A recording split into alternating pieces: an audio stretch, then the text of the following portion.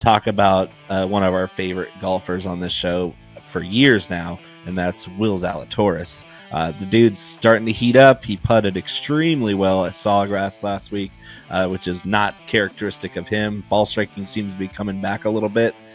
Tell me about Willie Z. We kind of were waiting for the resurgence of the elite approach game, and at API he gained 4.5. Players he gained 5.1, right? So that's more or less back.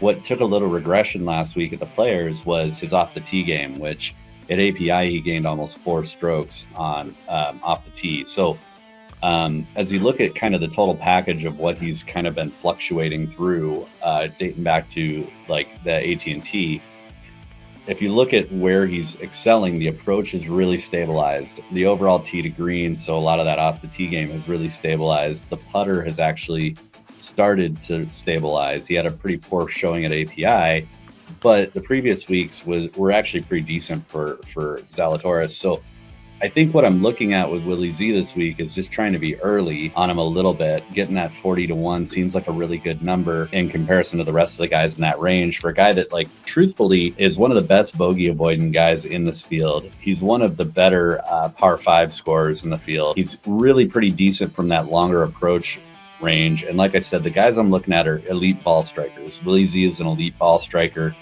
Just need the rest of the game to kind of stay in the form that it is leading into here.